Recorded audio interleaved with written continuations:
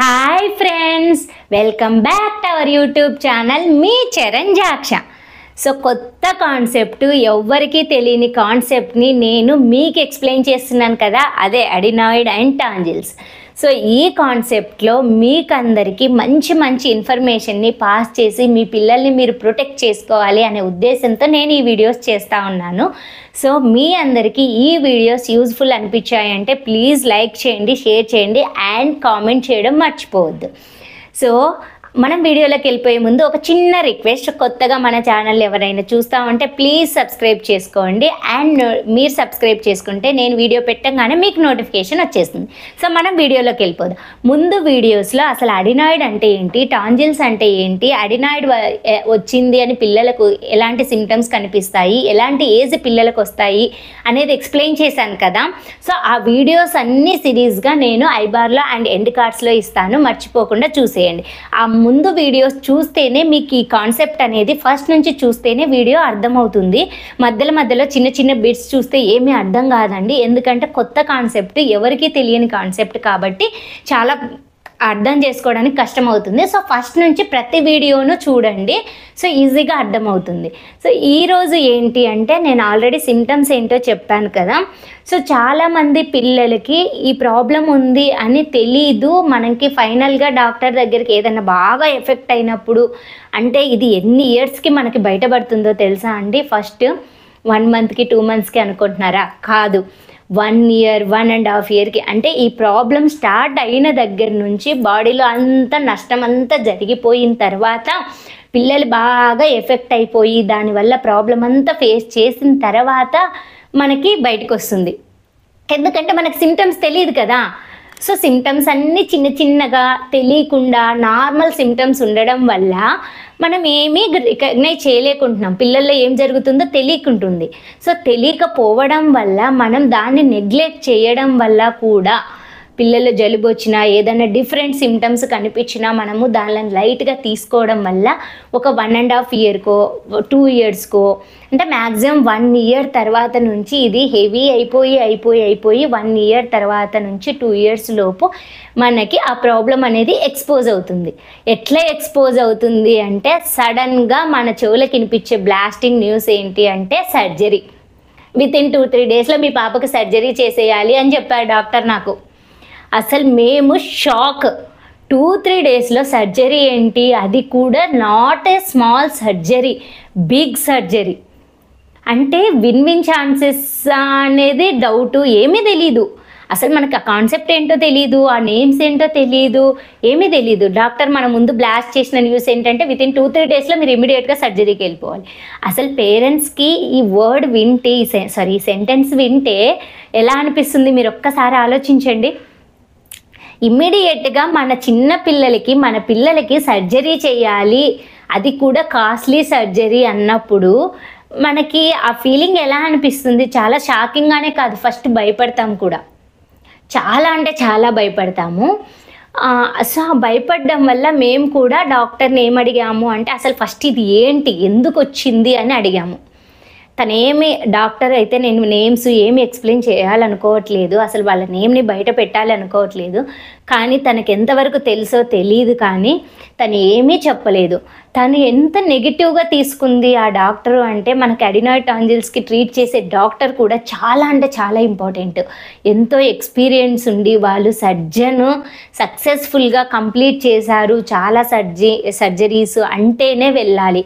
లేకపోతే అసలు మన పిల్లల్ని సేఫ్గా మనం తెచ్చుకోలేమో అని అనిపించింది నాకు. సో ఒక లేడీ అయ్యుండి, లేడీ డాక్టరు పేరెంట్స్కి ఇంకా ప్రాబ్లమ్స్ ఈజీగా అర్థం చేసుకొని ఎక్స్ప్లెయిన్ చేయాల్సింది. తను ఏమనింది అంటే, మీరు లేడీ డాక్టర్తో సర్జరీ చేయించుకోరా అనేసింది. ఇక్కడ మా ప్రాబ్లం లేడీ డాక్టరా జెంట్ డాక్టరా అని కాదండి. ఏంటి అంటే, తను చెప్పింది, ఒక ఎక్స్రే తీసుకురమ్మని చెప్పింది. ఎక్స్రే తీసుకొచ్చాము. ఎక్స్రే తీసుకొస్తానే అసలు సడన్గా 2 డేస్లో సర్జరీ చేయాలి మీ పాపకి అని చెప్పేస్తే ఏ పేరెంట్కి భయం ఉండదు? సో అలానే మేము భయపడి క్వశ్చన్, సర్జరీ మీరే చేస్తారా, ఎక్కడ చేస్తారా, అసలు ఎందుకు చేయాలి, అసలు అడినాయిడ్ అంటే ఏంటి అని క్వశ్చన్స్ చేసినప్పుడు ఆమె చెప్పింది. సైంటిఫిక్ లాంగ్వేజ్లో చెప్తే మీకేం అర్థమవుతుంది అంటే, పేషెంట్ పేరెంట్స్కి ఎక్స్ప్లెయిన్ చేయలేనప్పుడు వాళ్ళు సర్జరీకి ఎలా డెసిషన్ తీసుకుంటారు? సో డాక్టర్స్ కూడా ఎవరన్నా ఈ వీడియోస్ ఏమన్నా చూస్తూ ఉంటే ప్లీజ్ నేను సజెస్ట్ చేసేది ఏంటంటే, ఫస్ట్ ఏదైనా వచ్చిన పేరెంట్స్కి, పెద్దవాళ్ళకి ప్లీజ్ ఎక్స్ప్లెయిన్ చేయండి. ఏమీ ఎక్స్ప్లెయిన్ చేయకుండా సర్జరీ చేసేద్దాము, సర్జరీకి రెడీ చేసుకోండి, మీరు అపాయింట్మెంట్ బుక్ చేసుకోండి అంటే మనం ఎలా వెళ్తాం? సో వెళ్ళాం. సో ఫస్ట్ ఇదంతా ప్రాబ్లం అంతా పెద్దగా అయిపోయిన తర్వాత ఈ ప్రాబ్లము ఫైనల్గా మాకు చెప్పింది సర్జరీ మాత్రమే మా పాపకి. అసలు ఇంకా వేరే ఛాన్స్ లేదు, మనం చేసేయాలి అడినాయిడ్కి సర్జరీ అని చెప్పింది. ఇక్కడ ఇంకొక ప్రాబ్లం ఏంటంటే, ప్రాబ్లం ఏమో అడినాయిడ్ అండ్ టాంజిల్స్. డాక్టర్ చెప్పింది మాకు అడినాయిడ్ సర్జరీ మాత్రమే చేయాలి అని చెప్పేసి. సో మా పాపకి మేము స్టార్టింగ్ నుంచి ఫేస్ చేసిన ఎక్స్పీరియన్స్ మొత్తాన్ని నేను వీడియో ఎండింగ్లో ఇస్తాను. సో అడినాయిడ్ ప్రాబ్లం మీ పిల్లలకి ఎవరికైనా ఉంటే ఇంకా లేట్ చేయకుండా నేను చెప్పిన సిమ్టమ్స్ ఏవైనా కనిపిస్తే ఇమీడియట్గా డాక్టర్తో చెకప్ చేయించుకోండి. ఇక్కడ నేను ఇంకో ఇన్ఫర్మేషన్ ఇవ్వాలనుకుంటున్నాను. డాక్టర్ ఎవరైనా అడినాయిడ్ ఉందేమో నాకు డౌట్గా ఉంది, ఎక్స్రే తీసుకురండి అంటే ఆ ఎక్స్రే ఎలా తీస్తారో కూడా మాకు తెలియని సిచ్యువేషన్లో మేము ఉన్నాం. అంటే ఆ ఎక్స్రే ఈ బాడీలో ఏ పార్ట్కి తీస్తారో కూడా మాకు తెలియదు ఆ అడినాయిడ్ అనే వర్డ్ విన్నప్పుడు. సో అడినాయిడ్ అనే టాంజిల్స్కి ఎక్స్రే తీస్తున్నారు అంటే వాళ్ళు ఈ పార్ట్ని తీస్తారండి మనకు. అంటే ఈ పార్ట్ మొత్తాన్ని పిల్లలకి ఎక్స్రే తీస్తారు. సో మరి ఈ ఎక్స్రే ఎక్కడ తీస్తారు? మల్టీ స్పెషాలిటీ హాస్పిటల్లో మీరు ఫస్ట్ ఎంక్వైరీ చేసుకోవాలి. అడినాయిడ్ అండ్ టాంజిల్స్కి స్కానింగ్ తీయాలి అని చెప్పేసి, అంటే ఎక్స్రే తీయాలి అని చెప్పేసి.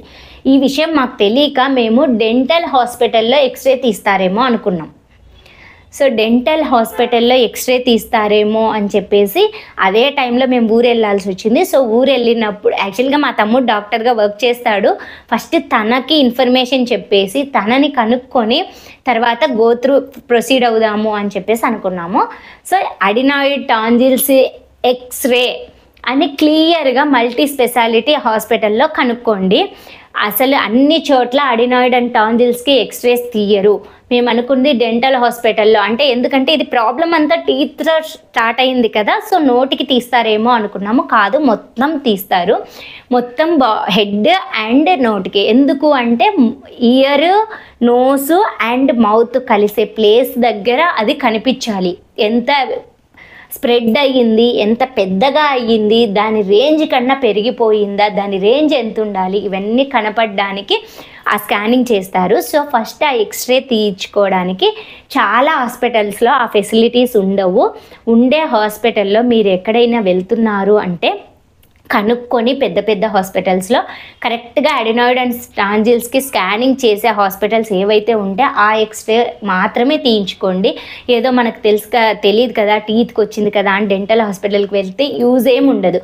వాళ్ళు మనకి ఇన్ఫర్మేషన్ కూడా చెప్పకుండా ఎక్స్రేస్ తీసేసి ఇచ్చేస్తారు. ఆ ఎక్స్రే వల్ల డబ్బులు వేస్ట్ అవుతాయి తప్ప ఏమీ యూజ్ ఉండదు. సో ఇదండి అడినాయిడ్ అండ్ టాంజిల్స్. నాకు తెలిసి ఈ వీడియోస్ చూడడం వల్ల మీకు దాని మీద ఒక చిన్న ఐడియా అయితే వచ్చేసి ఉంటుంది. సో నేను నెక్స్ట్ వీడియోలో మా పాపకు ఫేస్ చేసిన ప్రాబ్లమ్ని స్టార్టింగ్ నుంచి చెప్తాను. అంటే మా పాపకి వచ్చింది, మేము ఎప్పుడు ఐడెంటిఫై చేసాము, ఇదంతా చెప్తాను. దెన్ నెక్స్ట్ సర్జరీ తర్వాత ఏం జరిగింది అనేది కూడా చెప్తాను. సో ఈ వీడియో మీకు యూజ్ఫుల్ అయినట్లయితే ప్లీజ్ లైక్ చేయండి, షేర్ చేయండి అండ్ కామెంట్ చేయండి. Please subscribe our YouTube channel, Me Charan Jaksha.